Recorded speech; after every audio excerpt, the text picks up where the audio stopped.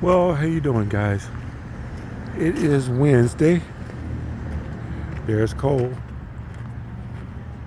We're at the park, and we're going for us a walk. It's about I don't know, somewhere between 9 and 10 o'clock. I had an early appointment for an interview today. I got called. I got a message on my phone at about 7 o'clock this morning saying that I got an interview at 8. And so I jump up and get ready, grab Cole up, I take him with me for good luck, which is what I always do when I go looking for jobs. Take Cole with me for luck. And because if we don't get a job, then I'll be able to go ahead on and take him to the park since I'm already out. Let's check this out. Since I'm already out. And but it worked out good today. I went and did an interview for the job. Pretty much it was like a trial run. They let me work on the line or whatever. And oh, he scared those birds off. We never came through here before. All those trees are dead. But anyway, long story short, guys, I start Monday. So I would like to start it tomorrow, get this income coming in. But they got other people, other candidates they want to check out. But they tried me out on the line. It's a sorting job,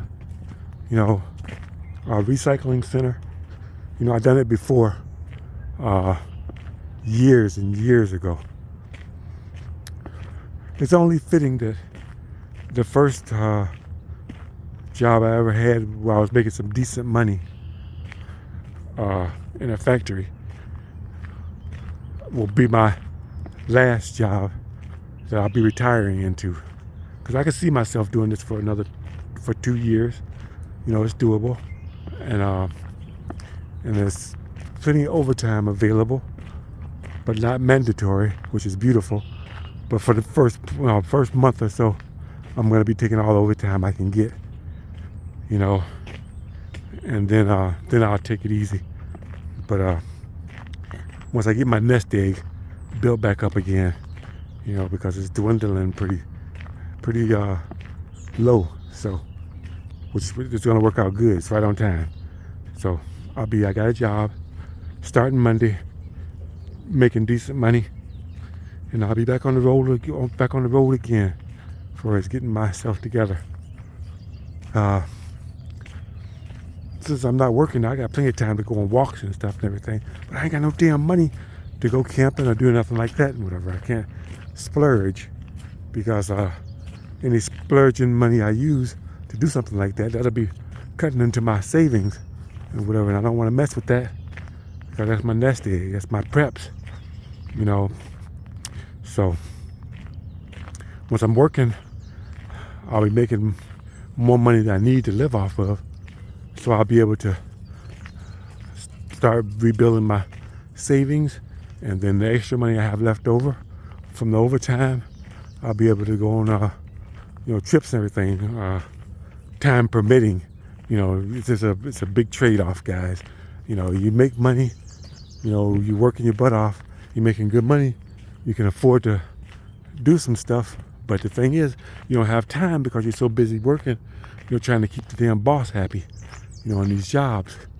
So it's just a catch-22 situation until you retire, or unless you got vacation time, and a week vacation, even 2 weeks, that's a joke, you're a slave, it's just crazy until you retire, guys.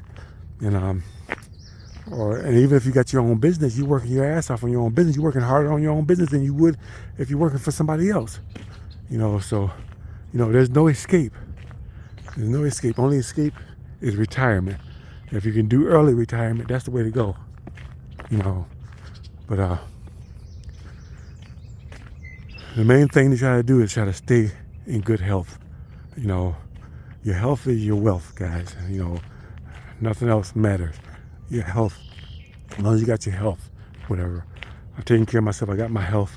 That's why I'm able to work these physical jobs.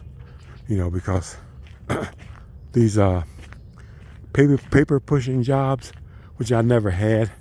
You know, yeah, they make more money. You know, but you got to kiss so much ass, guys, and you got to, you know, deal with the stress and the politics so much that your life is going to be ended so quickly that it ain't funny. You know. Speaking of which, I was at the dollar store just last night, and I saw a lady working there, and she's like, you know, I'm so tired, you know, whatever. You know, I felt bad for him, like, you know, well, you know, you'll be closing soon or whatever. She's like, yeah, we'll be closing soon, but I've been here since, you know, opening or whatever, you know, whatever time that was. And I'm like, you're doing a lot of hours. You know, yeah, I need them. You gotta survive. You know, I got another job too or whatever, you know. I'm like, wow, you know. And this lady was, you know, she was older. Well, in my eyes, she looked like she was older, you know. And she looked like I would guess 10 years older than me. You know, she wasn't bad looking, but she was older. She looked older anyway. She looked like I would put her at 10 years older than I am. And during the course of talking to her, come to find out, she can't wait to retire. She's got a few more years before she's retiring or whatever. Turned out she's like 3 years younger than me, you know. And I've seen that a lot, you know, when I see people and talk to people, especially older people. I can't judge people's age. People are younger than me, and I look at them as if they're older than I am or whatever. I'm seeing them through, I guess not only am I not aging outside, mentally I'm not aging. I still feel like a kid around these old people, you know, and I'm the same age they are. And a lot of them, I'm older than they are, you know, because they haven't taken care of themselves. And she was telling me how she's one day at a time, blah, blah, blah. You know, that's code for Alcoholics Anonymous, you know. So then it dawned on me, okay, there it is. You know, that alcohol will age you, you know, well beyond your years. So she's recovering from that and everything and whatever, which very good. I appreciate her for that. You know, that's a good thing. But trick is not to start doing it, you know. And like I said, I stay away from giving advice to people because, you know, I can't make that call. You know, people that are doing drugs and alcohol, you can't just be like, stop, you know, or don't do it and whatever. You never know what people are going through. People are going through some shit, you know, because they live in this world that's fucked up. They deal with people that are fucked up. They deal with evil, sociopathic people walking around out here. And when you deal with those kind of people and you have to deal with life and you got everything else that goes on, it's hard to cope with the everyday life thing and whatever, because it's, you know, crazy. And then not to mention, you know, what the kids are going through, you know, as they grow up, because the kids are, you know, have parents that ain't shit, you know. So live in those kind of households, you know, I can understand how kids can turn to drugs, you know, or alcohol to numb the pain of whatever kind of abuse they got to deal with, you know, behind closed doors. And then it extends to adulthood, you know, and then they're hooked on it, and their lives are screwed up, you know, because their parents are screwed up. You know, that's just the way it is, you know. And so I get it, you know. If alcohol or drugs could be the only thing that's keeping them from putting a gun to their head and blowing their brains out, you know, if that's the case, then, you know, at least you're still alive to cope with life and whatever. If it helps you cope with life, then, you know, I guess it's better than being dead and whatever, you know. As long as you're alive, there's hope, you know. But You know, I can't tell people what to do, you know, especially grown people. You know, kids, you can tell them what to do, but, you know, you don't live their life. You don't know what they're going through, what they're putting up with. You know, you got people bullying people and, you know, demons, you know, on people's backs. You know, it's just, you know, I get it. I get it. You know, I can sit here on my high horse and say, just don't do drugs, don't drink, don't smoke, don't this, don't that, don't that. I got a good life. For me to drink and smoke and do drugs, that would be insane. I don't have any excuse for doing it and whatever. People that do that kind of stuff have to do it to cope with life. They're fucked up. Their lives are fucked up. You know, if you're doing drugs or alcohol and your life is good and you're just doing it just for fun, just fucking around, you're a dumbass. You're a total dumbass. You know, you better have a fucking story where you've got some child abuse and whatever, some incest or something going on, something that's traumatic that fucked you up in life when you were younger, that you had to turn to that shit in order to make it through, then that's understandable, you know. But if you had a decent life, you had a mother and father, and you had a good upbringing, you know, you weren't molested or abused, you know, when you were a kid and whatever, you don't have any, you haven't been raped or nothing like that, you ain't got no fucking reason to be smoking or drinking or doing drugs. There's no fucking excuse. That damn I'm bored shit and whatever, that's out the window. That's not even on the table. You know, just because you're fucking bored or whatever, god damn it, you know, there's all kinds of shit to do on the internet. You know, all kinds of television to watch. You got a fucking television that's got fucking 100, 200, 300 fucking channels and shit. You know, some cable companies have, you know, over 500 fucking channels. There's something to watch on one of those damn channels and shit, whatever, you know. Nobody should be bored, period. You know, so, you know, if you got some, you know, that's the only reason why you're doing drugs or drinking or whatever. And another reason why people do it is because everybody else is fucking doing it. You know, you got to be fucking kidding me. What's this? Oh, it's a blocked road there. I don't know what lies past that, but we're gonna take this way. But anyway, I lost my train of thought looking at that blocked road. I was on a rant and whatever, but I lost track. But anyway, oh yeah, you know, I'm just going off on people that are drinking and smoking because other people, you know, tell them to do it and whatever. And then you got this situation out here where, you know, people are like, you don't drink, you don't smoke, you don't do nothing, whatever. They got, like it's a big deal. Like, really? You really don't? Really? Never? Ever? Yes, motherfucker, never, ever. You know, I wasn't molested. I wasn't abused and whatever. I wasn't, you know, my father didn't pour alcohol down my throat and make me drink that shit and whatever. I didn't have no bullshit like that and whatever. My mother didn't have boyfriends that were molesting me and whatever. I'm sorry I didn't grow up and have that kind of life, but and you did, that's fucked up. And that's why you do that kind of shit and whatever. But I deny that. There's no excuse for me to do that kind of shit and whatever. People that have that kind of life and are fucked up, they want you to do the same damn thing. They want you to fuck your life up too. You know, I feel bad for you, but, you know, there's nothing I can do about it or whatever. As long as you got these single fucking mothers that are shacking up with these asshole guys, these damn child molesting, pedophile motherfuckers and shit, whatever. That's where it's coming from. It's coming from these damn mothers, these single fucking mothers. I call them bounce back bitches. You know, these bitches have babies and shit and whatever. 2 and 3 babies by different fucking guys. You know, a bitch has a baby, her body should get fucked up. You know, she should be fucked up and fat and whatever and look like a fucking refrigerator. But no, you got these bounce back bitches that'll pop a baby out. That shit'll stretch back into shape and she'll get her body back in shape and whatever. And she'll be hot as hell and have a couple of fucking kids. They call them MILFs or whatever. Those bitches, you know, and they're back out there looking for motherfuckers and shit. Well, then you got these pedophiles. Cause that's the only kind of guy I can see wanting to take on a woman with 2 or 3 fucking kids and shit and whatever, and move in with them. And whatever. I can see, you know, just getting just, you know, banging them or whatever. You know, they look there's some hot women out there that are, you know, have kids or whatever. you know, hit it and quit it and keep on moving. Don't move in with them and live with them and move them into your house with them and their kids and everything and whatever. You're a damn child molester.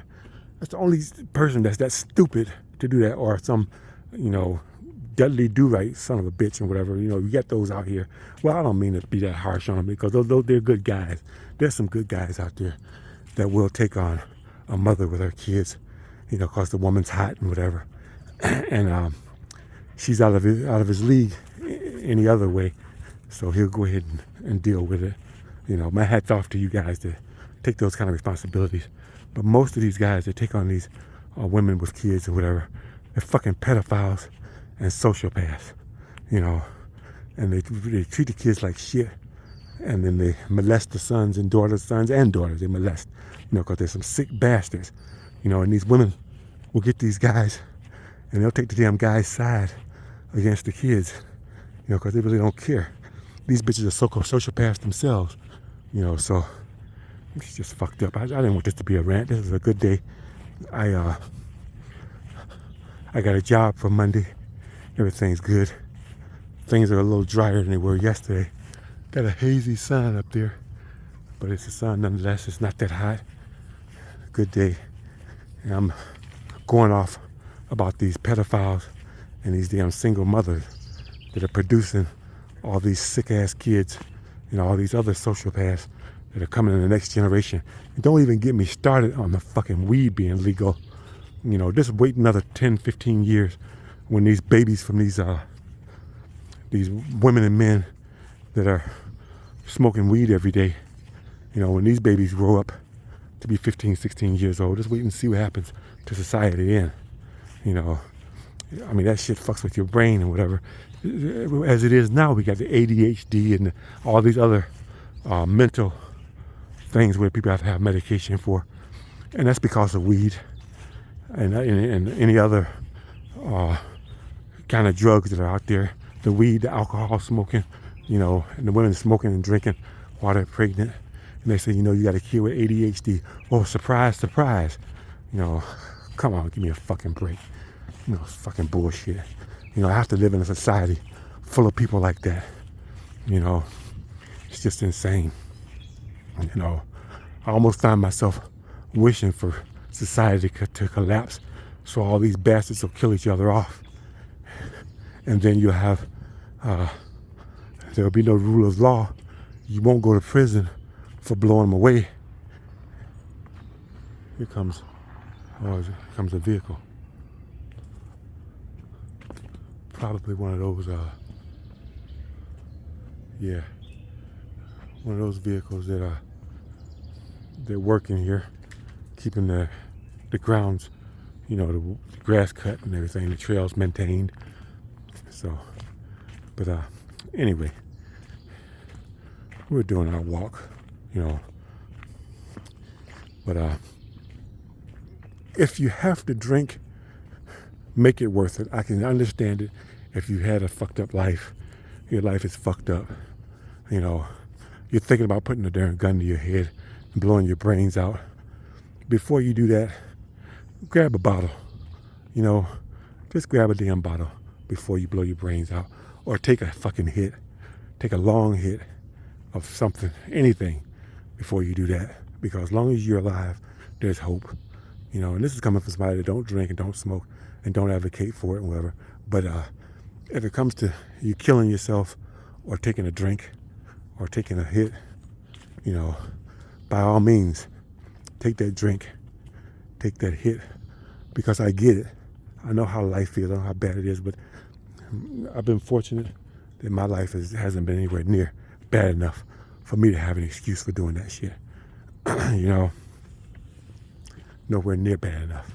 You know, I have my days where things are screwed up and whatever, but I have a positive attitude. I haven't worked for over a month, you know, on a steady job, you know, but when I was working and busting my butt, I put money aside, saved money. I was able to save money because my bills aren't that high, because I don't live above my means. And I was able to put money aside and everything. I got preps and everything. I'm able to maintain, you know. That's the main thing about not living above your means. If people live above their means because they're trying to keep up with other people, trying to impress people. People aren't impressed. And I told you guys, I don't know how many times, people don't get impressed, they get jealous. They'll hate you for having more than what they've got. You know, that's just the way it is. You know, so there's no point in trying to impress them. You know, you see something you like, you want it for yourself, you're going to be able to enjoy it. By all means, enjoy it. You know, I'd like to be able to buy a brand new camper, you know, with all the bells and whistles, but that would put me in financial burden that I don't want to be in. So I'm not going to do that. That's why I built my own, you know. I got to make sure I watch my six, because people have a tendency of sneaking up on you. You know, you walking through the woods talking, there people can hear you, and then they'll ease up on you and try to listen to your conversation. You want to listen to my conversation, watch my channel. You know, I'm not going to have a debate about it out here in the woods. Here he comes. He realized I came back. It's getting a little muggy. We're headed back to the truck. But I got my thermocell. This is an old one, but it still works. Has some stuff in it. Put it in my pocket. Mosquitoes are still, they're not too bad. But it's like that because, you know, I'm walking, you know. So, and my spray, I've used all my spray up. But just the way it is. But anyway, I'm back on track, guys. You know, I'm gonna be working, making decent money. You know, able to save a little bit, and maybe do a camping trip or something, or whatever. I might go see the fireworks. You know, when, you know, they keep their date and time, you know, secret. They don't let you know till the last minute. You know, the 4th of July is next week, but the fireworks will probably be during the weekday instead of the weekend, because they don't want many people down there. You know, that's what it is. They don't want people. They don't want the poor people down there. They want the people that's got money down there. People that's got money can afford to take off work.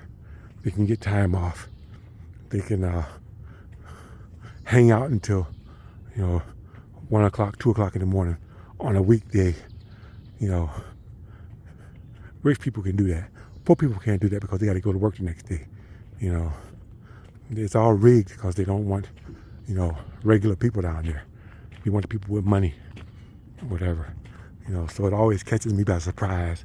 And they don't tell you when the actual fireworks are going to be until the night of or the day before. You know, they don't give you like a week's notice or something like that so you can plan it. They don't want you there. You know, they don't want you there. That's all there is to it. You know, it's crazy. But we'll see what we can do. But anyway, guys, we're headed back to the truck. So it's Wednesday. I think I hear that truck coming back. And trying to be a nice day. I got a good line on the job. So be starting Monday. So I'll be enjoying my last weekend of freedom, or whatever. I think I'll go and fill the gas tank up in the truck. I got about 30 or 40 gallons of gas at home in my storage, you know, for shit hits the fan. Probably should cycle through that. Probably should use all that up, put it in the gas tank, and then fill those up with fresh gas, you know, so that, you know, because gas is perishable. You know, you have to use it, you have to cycle it, and whatever. I may do that. It's a pain in the ass, though. But I got that gas, so really that gas isn't for driving. That gas is actually to run the generator if shit is the fan. Or if I have to bug out, you know, I'd probably take it with me to get further up the road as much far as I can. But if I wait a month after, you know, shit hits the fan, there ain't gonna be no bugging out. There ain't gonna be no driving up and down the roads, because the roads are all gonna be blocked by gas, you know, cars that are out of gas and clogging up the roadways. You won't be able to get around them. So you'll be pretty much blocked in, unless you're on a bike or motorcycle or something. So that's another video there. If you get out before it happens, then you'll be out and away from all the traffic and everything. The thing is, unless you've got someplace to go, you're going to be out in the middle of nowhere with just limited supplies that you're able to bring with you, and you ain't going to know nobody. You ain't going to have no place to go. You're just going to be out of the main, population area. Better to stay where you are. They always say stay in your homes, but that's good advice. Stay in your home unless you don't have any other choice. Then you can hunker down and barricade yourself in. Let all the chaos happen around you, and then once it's all over, you can come out. All the crazy people will have used up all their ammunition. Most of them have killed each other or whatever, so the only thing that'll be left is the preppers that are prepared and the really bad people that have lived off of taking from other people and whatever. You got to be able to be aware of them, and you'll be able to recognize them. Pay attention to the sociopaths you're dealing with now. Pay attention to the people that don't come to work with their lunch, people that are unprepared, the ones that look at you like you're crazy for preparing. Those are the sociopaths. Those are the ones that are going to be out there robbing people and doing crazy stuff. Come on, Cole. I told you not to drink that water. Come on, we got water in the truck. So, anyway, don't drink that. Come on. We got water in the truck, buddy. It's cold water. Good water. I know it's hot. I know you're thirsty. But just hang on. We ain't got far to go. Well, guys, I'm going to quicken my pace so I can get him back to this truck before he drinks this filthy water. So I can get him some water. And we can get back home, get in the house under some air conditioning because it's really muggy out here. And but I thank you for watching, and I will see you on the next one.